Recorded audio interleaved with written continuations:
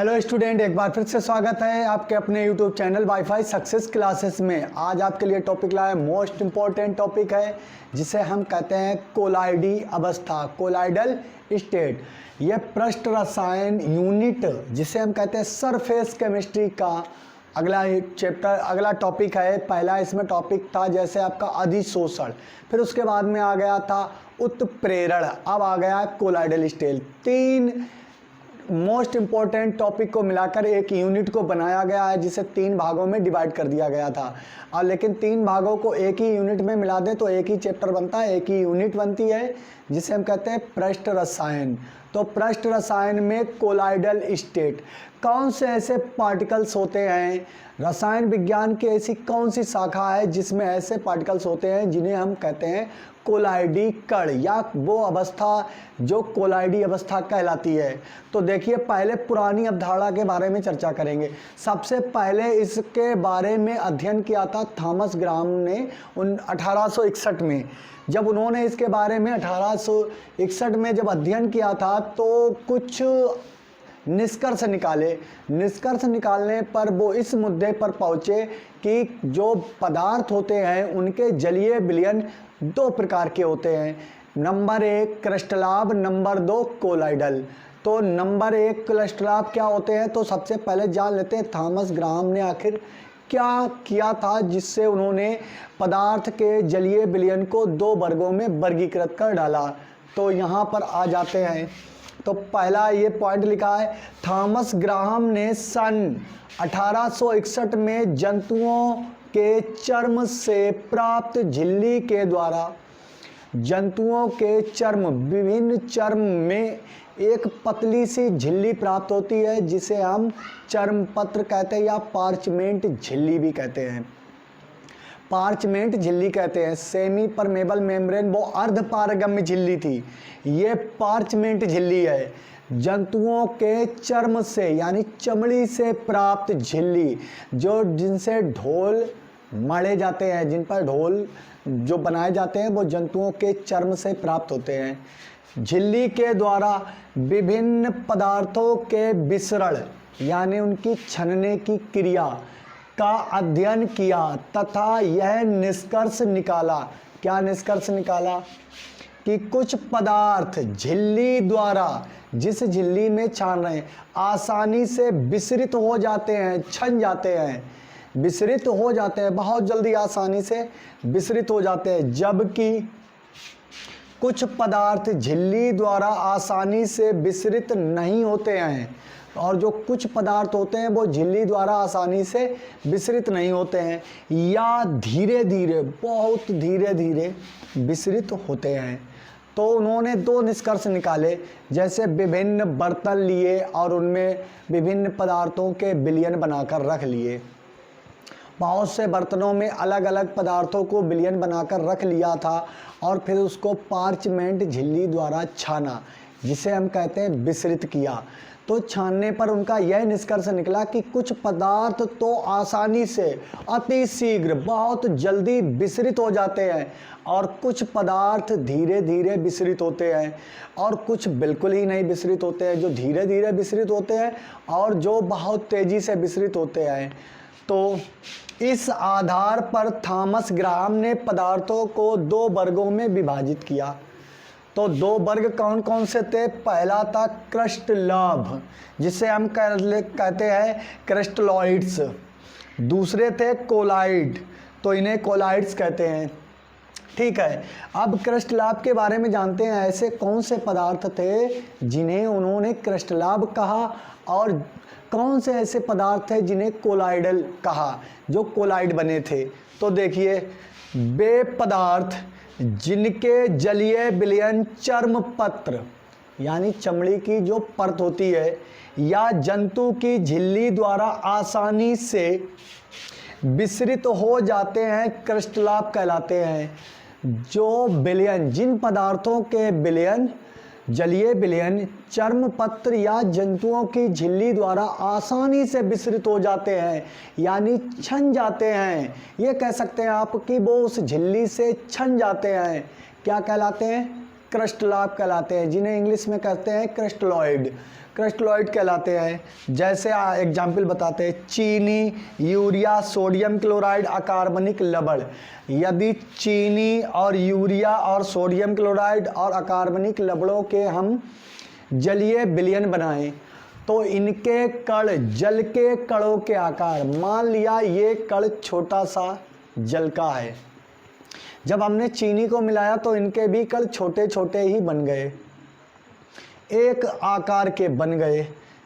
जब बिल्कुल एक आकार के बन जाते हैं, सेम आकार के, तो जब ये पहले से जल का कण है तो अन्य कण भी क्या होंगे, उस चर्म पत्र के छिद्रों से निकलकर बाहर हो जाएंगे, चर्म पत्रों के छिद्रों से निकलकर बाहर हो जाएंगे, क्योंकि इनका आकार भी जल के अणुओं के बराबर होगा। अब ऐसा है, अब कोलाइड की बात आ गई है। कोलाइड्स वे पदार्थ जिनके जलीय विलयन चर्म पत्र या जंतु की झिल्ली द्वारा विसरित नहीं होते या धीरे धीरे विसरित होते हैं, बहुत धीरे धीरे विसरित होते हैं, कोलाइड कहलाते हैं। अब ऐसे पदार्थ जिसको हमने विलयन बनाया और उनको चर्म पत्र से छाना, विसरित करके देखा, तो उनके कण क्या हुए कि चर्म पत्र से या तो बिल्कुल विसरित नहीं हुए या किसी पदार्थ के बहुत कम, धीरे धीरे विसरित होने लगे। तो जैसे gelatin, albumin, protein, starch etc. तो आपको जिलेटिन तो देखा नहीं होगा, लेकिन प्रोटीन, स्टार्च देखा होगा। यदि हम वो प्रोटीन की जगह पर गोंद भी ले सकते हैं, यहाँ पर आप ले सकते हैं गोंद, एक और लिख लीजिए, गोंद, पेड़ों से निकलने वाला एक द्रव, गोंद, तो एक्सट्रैक्ट्रा। तो गोंद का जलीय विलयन बनाइए और उसको चर्म पत्र से छानिए, तो उसके कण बहुत ही कम मात्रा में उस चर्म पत्र की झिल्ली को पार करेंगे और बहुत ही धीरे धीरे विसरित होंगे। आप जान सकते हैं क्योंकि इनके विलयनों में श्यानता का गुण अधिक होता है। इनके जब विलयन बनाए जाते हैं तो इनके कणों का आकार बड़ा होता है और ये चर्म पत्र से आसानी से नहीं छन पाते हैं। तो ये चर्म पत्र से आसानी से नहीं छन पाते हैं, तो इनको उन्होंने कोलाइड की स्टेज में रखा। ये तो अवधारणा थी किसकी, थॉमस ग्राहम की, जिन्होंने 1861 में इसके बारे में अध्ययन किया और पदार्थों के विलयनों को दो वर्गों में वर्गीकृत कर डाला, जिसमें क्रिस्टलाब और कोलाइड दो वर्ग बनाए। अब आ जाती है कोलाइडी विलयनों की आधुनिक अवधारणा। तो इसको रफ कर देते हैं। थॉमस ग्राहम का जो सेंटेंस था, जो उनकी खोज थी, उसी के आधार पर कुछ और निष्कर्ष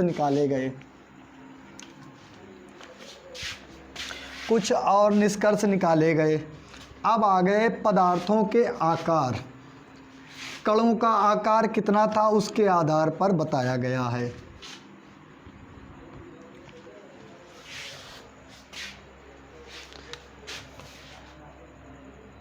नंबर 1, तो ये हो गई आधुनिक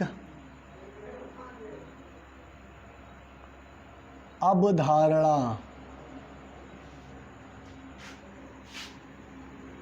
आधुनिक अवधारणा में क्या हुआ, इन्होंने अब कोलाइडी कण और अनेक विलयनों के कणों के साइज, आकार के बारे में अध्ययन किया। तो आधुनिक अवधारणा में यह निष्कर्ष निकाला है। तो अब आ जाते हैं आधुनिक अवधारणा पर। आधुनिक अवधारणा द्वारा कैसे ये प्राप्त हुआ कि कौन कोलाइडी विलयन है और कौन सा वास्तविक विलयन है और कौन सा निलंबन कणों में पृथक कर दिया गया है। तो इस आधार पर हम ज्ञात करेंगे। ये जो आधार बना हुआ है यहाँ पर बताए गए, ये वास्तविक विलयन है, ये हिस्सा कोलाइडी विलयन का और ये निलंबन कणों का है। तो इनमें कुछ आकार भी दिए गए हैं। इनको हम बता सकते हैं 10 एंगस्ट्रोम से 50 एंगस्ट्रोम के मध्य भी बोल सकते हैं। एक यूनिट और लिख सकते हैं 10 एंगस्ट्रोम, यहाँ लिख सकते हैं 10 एंगस्ट्रोम से 50 एंगस्ट्रोम के मध्य। ठीक है। तो आपको हम बताते हैं कि किस प्रकार से आधुनिक अवधारणा आज के मॉडर्न ज़माने में कोलाइडी विलयनों को पृथक किया गया था अन्य विलयनों से। तो यहाँ पर लिखा है, प्रयोगों द्वारा यह पाया गया कि विभिन्न विलयन उनमें उपस्थित कणों के आकार, कणों का आकार कितना है, बड़े छोटे, किस प्रकार के विलयन है उनके कणों का आकार कितना बड़ा है। जो उसमें विलेय पदार्थ मिलाया जाता है तब विलयन बनता है। किसी विलायक में जब विलेय पदार्थ मिलाते हैं तभी विलयन बनता है। तो उनके कणों के आधार पर विलयन किस प्रकार के हैं। तो कणों के आधार पर भिन्न भिन्न गुण दर्शाते हैं। ये विलयन भी अलग अलग प्रकार के गुण दर्शाते हैं। अतः विभिन्न पदार्थों को उनके अलग अलग पदार्थों को उनके विलयन में विद्यमान विलेय कणों, किसके कणों, विलेय के कणों के आकार, उनका आकार कितना है, शेप और साइज कितना है, आकार के आधार पर निम्न 3 वर्गों में विभाजित किया जा सकता है। तो निम्न 3 वर्ग कौन से हैं। नंबर 1 है वास्तविक विलयन, नंबर 2 है निलंबन कण, नंबर 3 है कोलाइडी विलयन। तो यहाँ पर एक यूनिट लिखी है कि जिन कणों का आकार 10⁻⁻⁹ सेंटीमीटर, जिसे हम कहते हैं 1 नैनोमीटर से कम होता है, इस तरफ होता है, 1 नैनोमीटर से कम होता है, वे विलयन वास्तविक विलयन कहलाते हैं। और जिनके कणों का आकार 10⁻⁻⁶ या बोले 1000 नैनोमीटर से बड़ा होता है, वो निलंबन कण कहलाते हैं। और इनके बीच के यानी 10⁻⁹ सेंटीमीटर और 10⁻�6 सेंटीमीटर या बोले 1 नैनोमीटर से 1000 नैनोमीटर के मध्य के जो कणों का साइज होता है, कितना, 1 नैनोमीटर से 1000 नैनोमीटर के मध्य के कणों का जो आकार होता है, उनके बने विलयन कोलाइडी विलयन कहलाते हैं।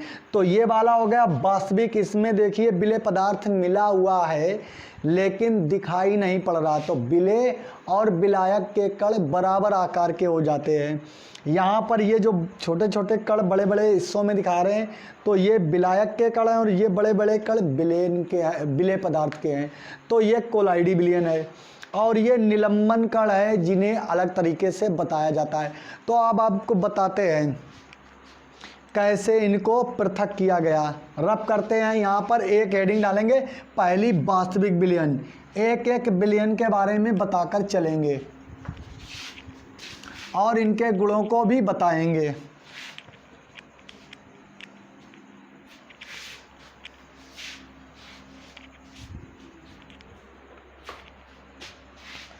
नंबर 1 होगा आपका पहला वास्तविक विलयन। लिखेंगे इसके बारे में, वे विलयन जिनमें विलेय पदार्थों के कणों, विलेय पदार्थों के कणों का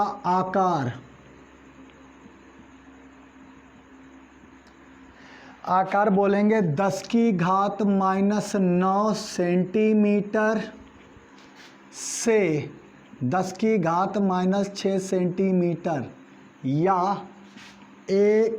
10⁻⁹ सेंटीमीटर, ये तो कोलाइडी विलयन के बारे में लिख रहे हैं, या 1 नैनोमीटर, या इसमें बोल सकते हैं 10 एंगस्ट्रोम से कम होता है।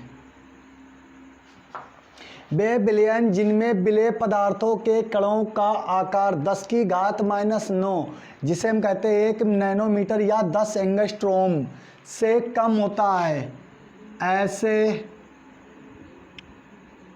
पदार्थों के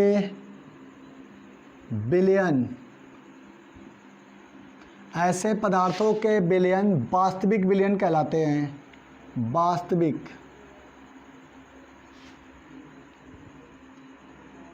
बिलियन कहलाते हैं। अब बात समझ गए होंगे आप क्या कह रहा है कि वास्तविक विलयन वे होते हैं जिनमें विलेय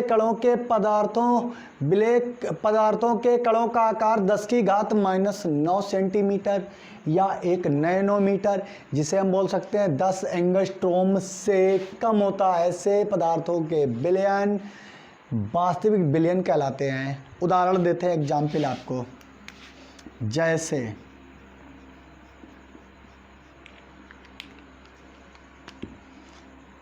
चीनी व जल का मिश्रण, दूसरा यूरिया का जल में मिश्रण,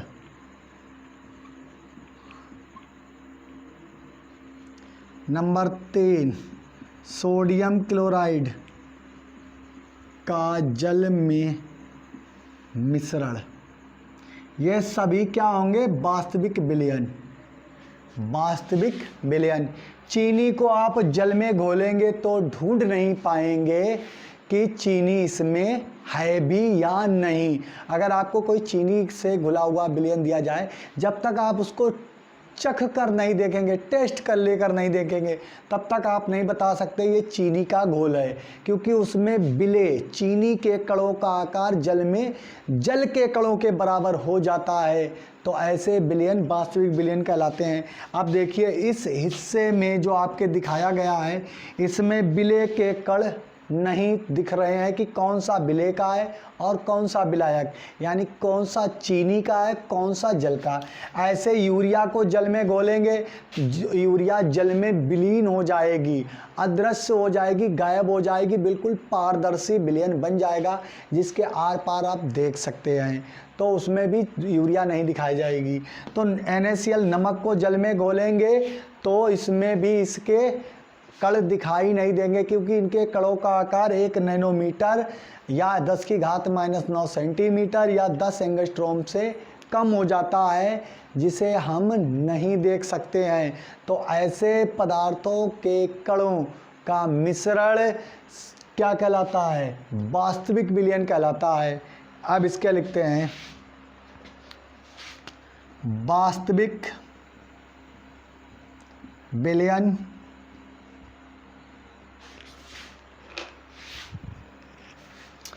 लिख दिया, वास्तविक विलयनों के गुण। तो वास्तविक विलयनों के गुण बताएंगे तो नंबर 1 होगा, सबसे पहला गुण होगा ये समांगी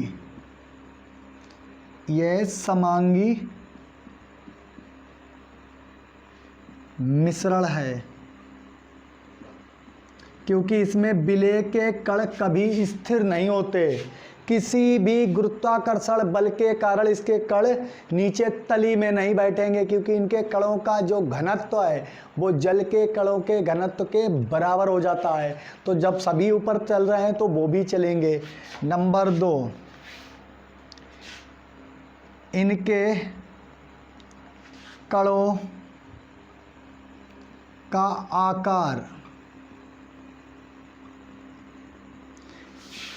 इतना छोटा होता है कि इन्हें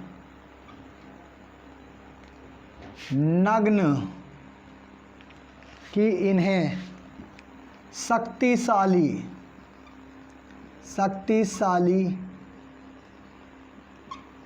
सूक्ष्मदर्शी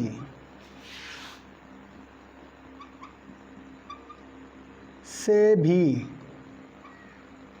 नहीं देखा जा सकता।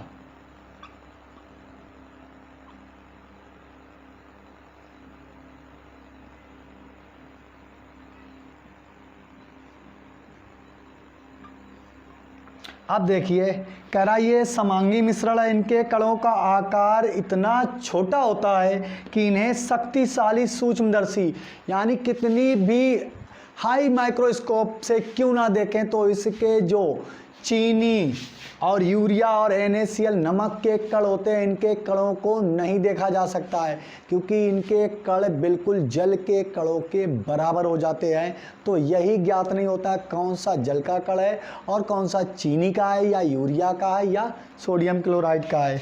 अगला पॉइंट नंबर 3, इनके कण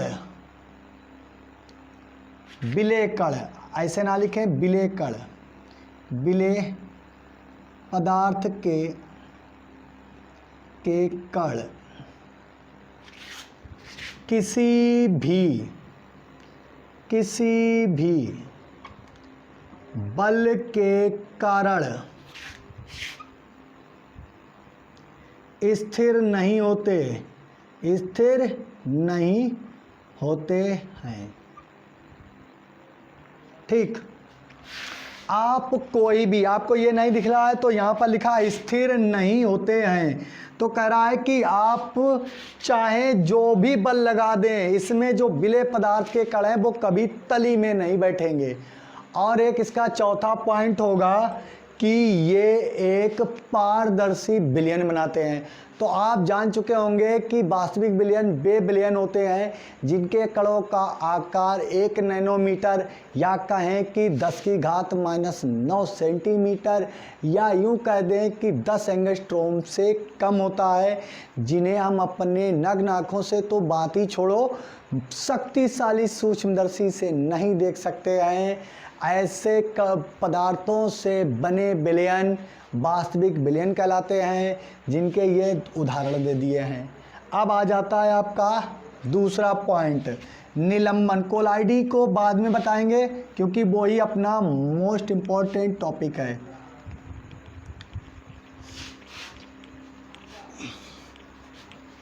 तो मोस्ट इम्पॉर्टेंट टॉपिक है, यहाँ पर लिखेंगे निलंबन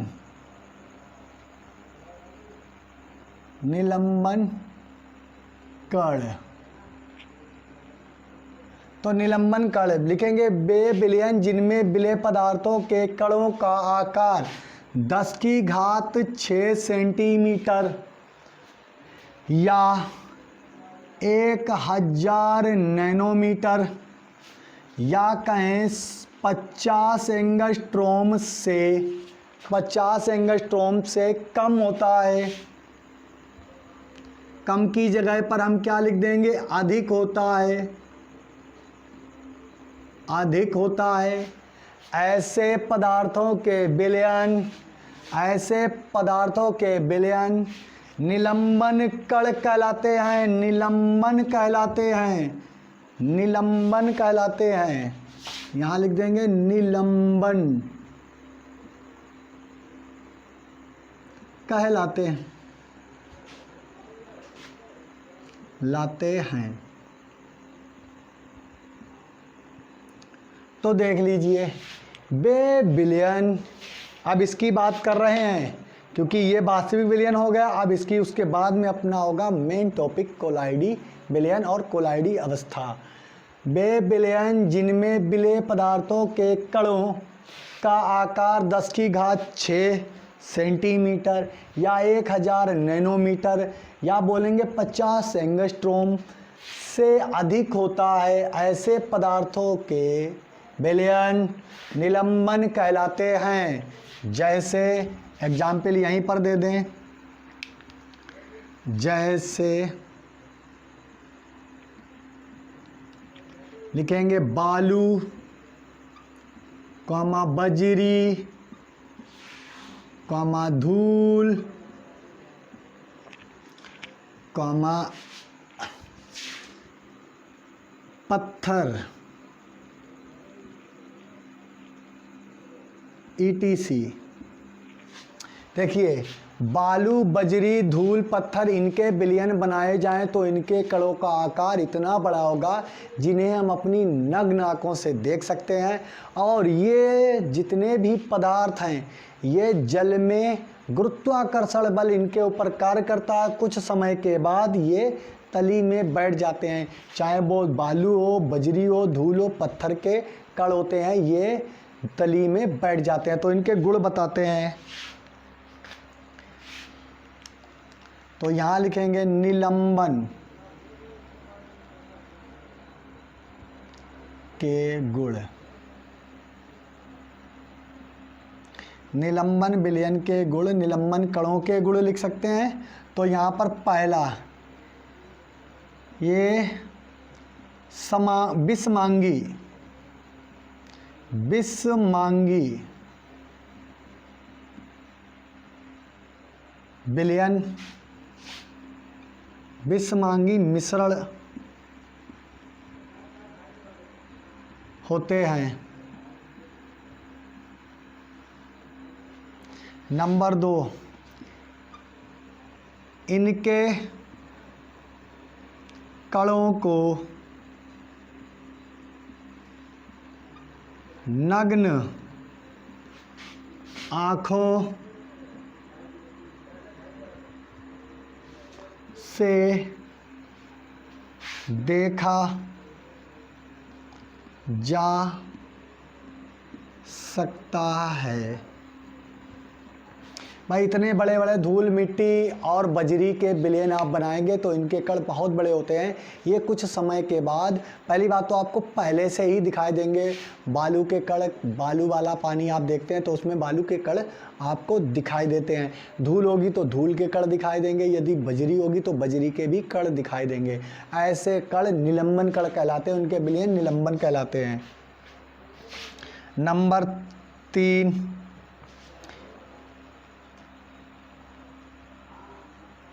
निलंबन कणों पर गुरुत्वाकर्षण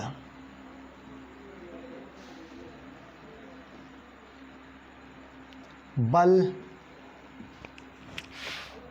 कार्य करता है,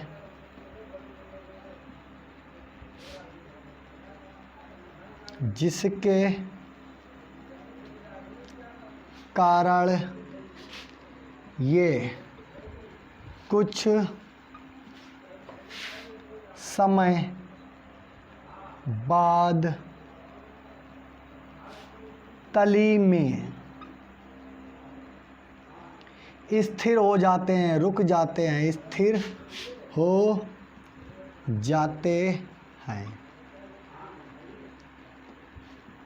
ठीक है, तो इतने ही पॉइंट काफ़ी हैं। ये एक विषमांगी मिश्रण होते हैं, ये विषमांगी मिश्रण होते हैं। इनके कणों का आकार इतना बड़ा होता है जिन्हें हम नग्न आँखों से भी देख सकते हैं।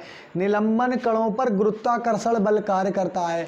नहीं आप जानते तो आप देख लें, बालू से मिश्रित पानी को लें, पहले उसको हिला दें, बालू पूरी तरीके से घुल जाएगी, फिर उसके बाद में कुछ समय बाद वो तली में बैठ जाती है। ये जनरल बात है और आपने देखी भी है। तो इस पर गुरुत्वाकर्षण बल कार्य करता है तो नीचे की ओर बैठ जाते हैं, जिसके कारण कुछ समय बाद ये तली में स्थिर हो जाते हैं, बैठ जाते हैं। तो ये हो गई निलंबन कणों के बारे में। अब आ गया मोस्ट इम्पॉर्टेंट टॉपिक, कोलाइडी विलयन। बीच वाला टॉपिक आपका कोलाइडी विलयन। ये कभी स्थिर नहीं होते क्योंकि इन पर गुरुत्वाकर्षण बल कार्य नहीं करता है। अधिकतर औषधियाँ कोलाइडी अवस्था के कणों में बनाई जाती हैं। जितनी भी औषधियाँ होती हैं उनमें जो भी पदार्थ मिले होते हैं वो कोलाइडी अवस्था में ही पाए जाते हैं। ये यहाँ से मिटा देते हैं और आगे लिखते हैं कोलाइडी विलयन। कैसे बनते हैं कोलाइडी विलयन?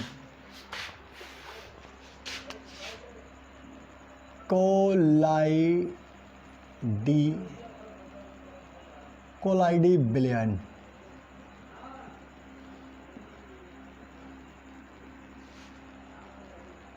नंबर 3, वे पदार्थ, वे विलयन जिनमें विलेय पदार्थों के कणों का आकार।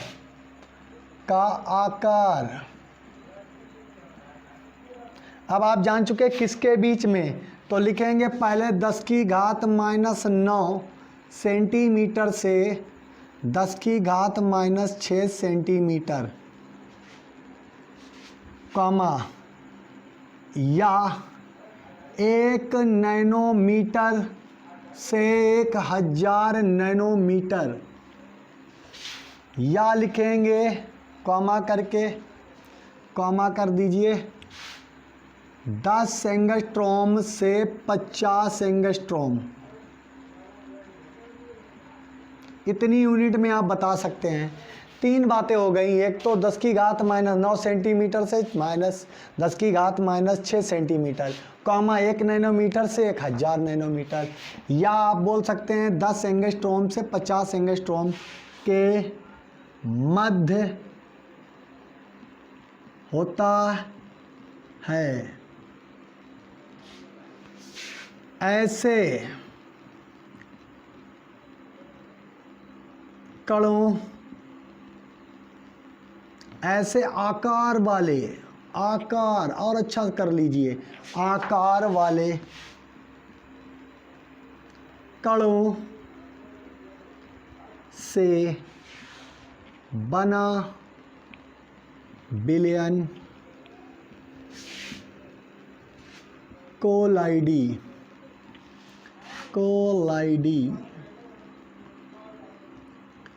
विलयन कहलाता है।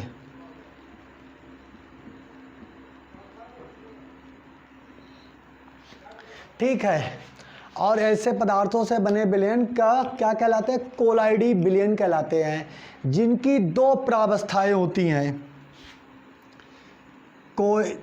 कोलाइडी, यहाँ पर एक नई लाइन से लिखते हैं, यहाँ से लिखते हैं कोलाइडी।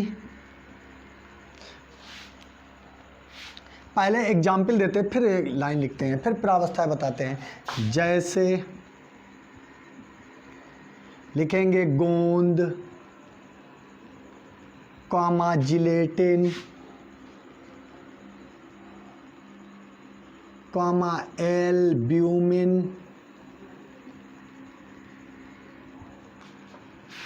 Protein, ETC। यदि हम गोंद को जल में या किसी अन्य विलायक, जिलेटिन को किसी अन्य विलायक या जल में, एल्ब्यूमिन को किसी भी विलायक या जल में, प्रोटीन को जल में या किसी अन्य विलायक में घोलते हैं, तो इनके कणों का आकार सदैव इतना ही बनेगा, 10⁻⁻9 सेंटीमीटर से 10⁻⁻6 सेंटीमीटर, या 1 नैनोमीटर से 1000 नैनोमीटर के बीच में बनता है।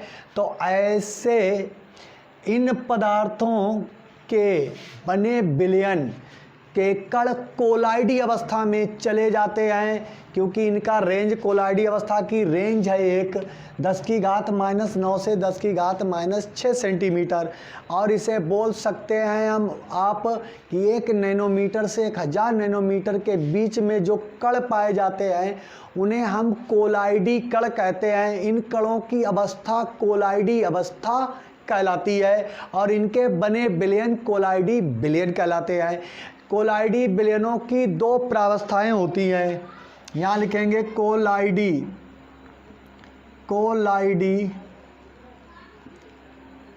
विलयनों की 2, या की नहीं, में बोलेंगे और अच्छा बना लें, में 2 प्रावस्थाएं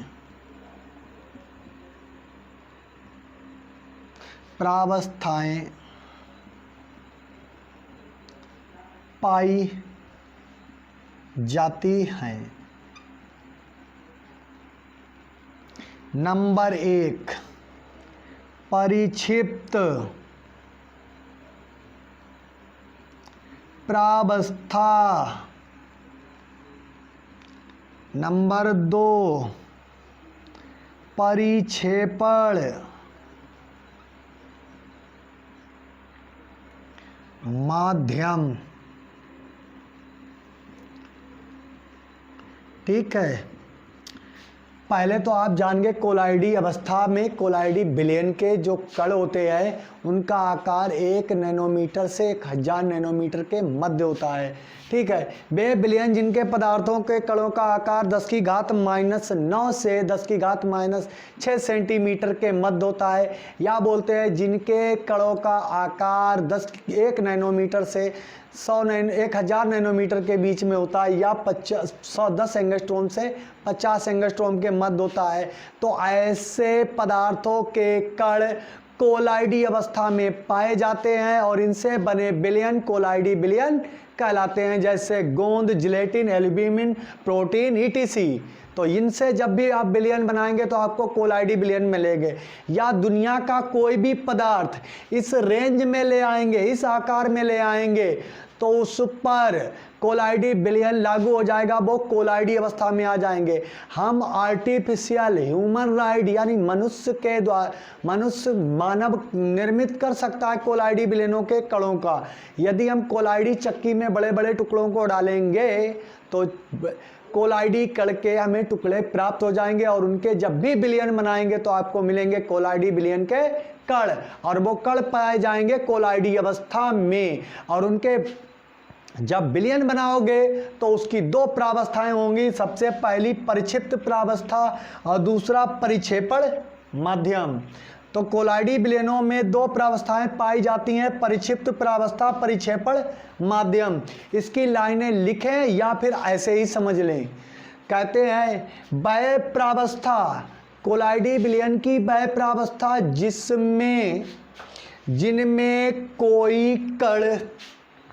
कोई बाहरी कण या बोलेंगे विलायक कणों को छुपाए रखता है या विलेय पदार्थ घुला रहता है, वह प्रावस्था परिक्षिप्त प्रावस्था कहलाती है। आसान भाषा में आपको बताएं, जैसे आप बड़े से टैंक में 4-5 मित्र जाकर डुबकी लगा देते हैं, तो डुबकी लगाने पर उसमें क्या होता है, आपके जो 4-5 मित्र एक बड़े से टैंक में डुबकी लगाए हैं, तो आप उस समय परिक्षिप्त माध्यम में हैं, परिक्षिप्त प्रावस्था में हैं, और जो जल आपको घेरे हुए है तो आपको उस समय बोलेंगे जल परिक्षेपण माध्यम में होता है और आप परिक्षिप्त। एक और साधारण सा एग्जाम्पल आपको बताते हैं कि यदि आप वायुमंडल में घूमते हैं, ये हमारा जो आसपास का एटमॉस्फेयर है प्रकृति में, तो यहाँ पर विभिन्न गैसों का मिश्रण है, तो उन गैसों के अंडर में जितने भी जीव जंतु वस्तुएं अनेक चीज़ें पाई जाती हैं वो हमेशा परिक्षिप्त होती हैं, उस वायुमंडल के अंदर छिपी हुई होती हैं। जैसे ये कोलाइडी, ये गोंद के कण मान लें, ये गोंद के कण मान लें, ये जो बड़े बड़े कण दिखा रहे हैं इस कोलाइडी अवस्था के विलयन में, ये गोंद प्रोटीन जिलेटिन के हो सकते हैं। तो ये कण, विलेय के कण परिक्षिप्त प्रावस्था में हैं, और जिनके द्वारा ये छोटे छोटे कण यानी कि जल हो सकता है, तो ये कण कहलाएंगे परिक्षेपण माध्यम।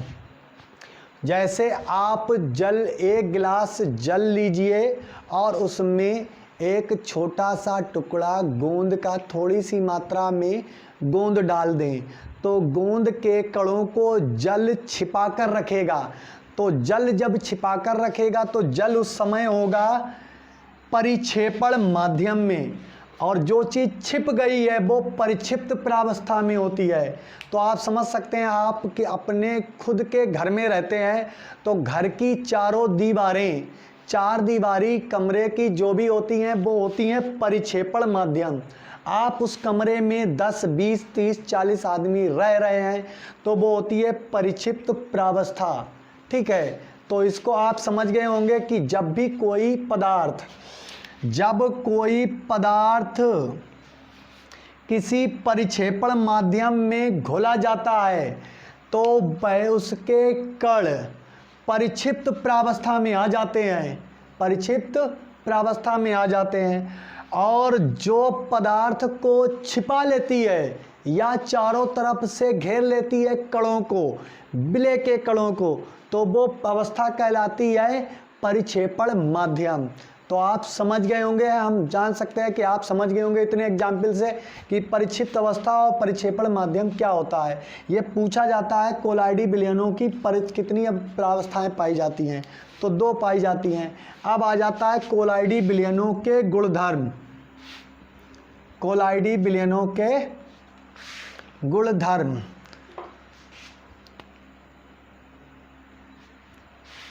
कोलाइडी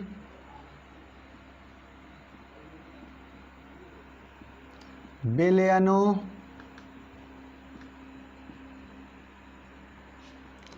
के गुणधर्म या गुण, तो एक एक पॉइंट करके लिखकर आपको बताएंगे। तो सबसे पहला पॉइंट होगा ये विषमांगी प्रकृति के होते हैं। कोलाइडी विलयन की प्रकृति कैसी होती है? विषमांगी। ठीक है, ये आप जान गए कि कोलाइडी विलयन की प्रकृति विषमांगी होती है, जिसमें विलय के कण बड़े बड़े होते हैं जो आपको दिखाई भी देते हैं सूक्ष्मदर्शी के द्वारा। नंबर 2, इनमें विलय के कणों का आकार, कितनी बातें लिखी हैं? 10⁻⁻9 से 10⁻⁻6 सेंटीमीटर, 1 nm नैनोमीटर से 1000 नैनोमीटर, या लिख सकते हैं बस इतना के मध्य होता है। नंबर 3,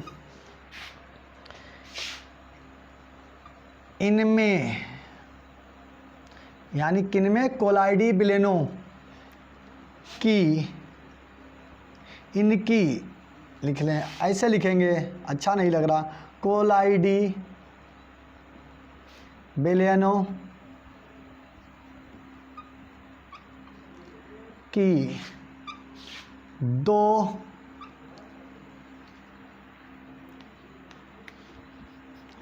प्रावस्थाएं होती हैं। 2 प्रावस्थाएं कौन कौन सी होती हैं आप जानते हैं? नंबर 1 परिक्षिप्त प्रावस्था, नंबर 2 परिक्षेपण माध्यम। हो गया। अब इसको ऊपर से रब कर देते हैं। अब अगला नंबर 3 लिखते हैं। इनके बहुत से गुण होते हैं। ठीक है, 2 3 तो आप हो गए। चौथा, कोलाइडी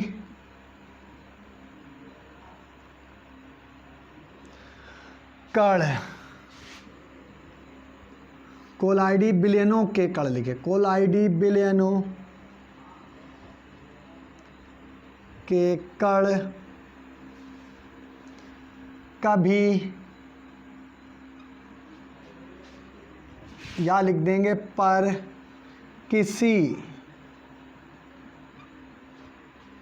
बाह्य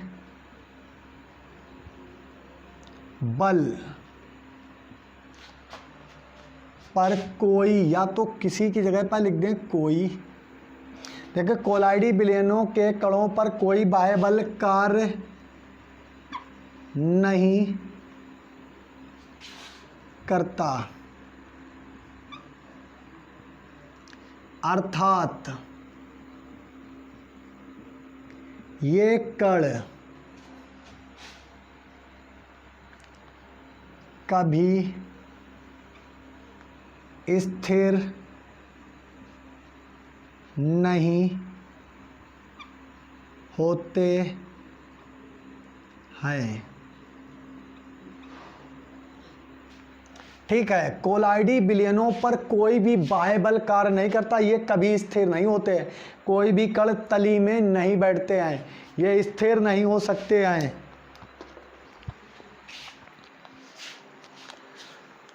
तो कोलाइडी विलयनों का ये कार्य होता है कि उनके कणों का आकार जो होता है वो 10⁻⁹ से 10⁻⁶ के मध्य होता है और इन्हें सूक्ष्मदर्शी द्वारा आसानी से देखा जा सकता है। अगला पॉइंट होगा आपका नंबर 5, इनके कणों को सूक्ष्मदर्शी द्वारा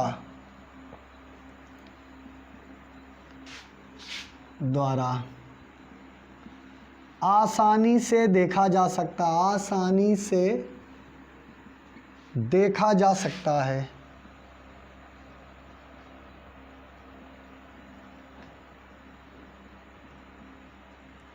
नंबर 6, कोलाइडी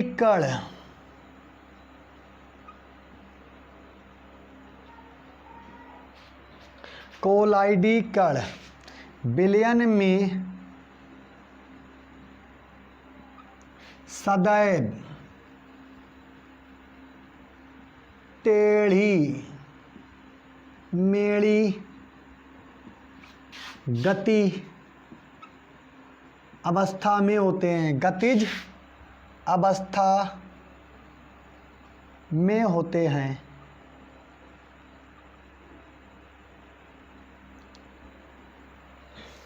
तो ये हो गए कोलाइडी विलयनों के कारण। और कोलाइडी विलयनों को यदि हम अंधेरे कमरे में रखें तो एक शंकु का रूप धारण कर लेते हैं, जिसे हम कहते हैं टिंडल प्रभाव। और कोलाइडी विलयन सदैव टेढ़ी मेढ़ी गति करते हैं। इसकी खोज की थी रॉबर्ट ब्राउन ने, जिसे हम कहते हैं ब्राउनी गति। यदि हमारा वीडियो आपको पसंद आया है तो वीडियो को लाइक करें और चैनल को सब्सक्राइब कर लें और बेल आइकन के ऑल पर प्रेस कर लें और अपने मित्रों में शेयर करें, ज़्यादा से ज़्यादा शेयर करें। देखिए जितने भी सब्सक्राइबर आपने बहुत ज़्यादा मिले हैं, फिर भी आप जितने भी आगे बढ़ते जाएंगे उतना ही हमारा मनोबल बढ़ता चला जाएगा आपको सिखाने के लिए। तो ऐसे ही जुड़े रहिए हमारे YouTube channel wifi success classes से और आपको आप फिजिक्स के भी वीडियो मिलने लगे, भौतिक विज्ञान के भी वीडियो परमानेंट मिलेंगे। और समय से पहले ये कह रखा है कि समय से पहले बच्चों को सिलेबस प्रोवाइड कराना है, तो आप विधिवत वीडियो को बनाएं। तो जैसे हमारे चैप्टर आपके 5 कंप्लीट होने वाले हैं, ऐसे ही बहुत तेज़ी से फिजिक्स के वीडियो अपलोड किए जाएंगे। तो ऐसे ही जुड़े रहिए हमारे चैनल से और देते रहिए हमको ढेर सारा प्यार। मिलते हैं नेक्स्ट वीडियो में इसी टॉपिक के साथ, क्योंकि इसमें अभी बहुत कुछ बाकी है, हम बताएंगे ब्राउनी गति, टिंडल प्रभाव। जब तक के लिए धन्यवाद।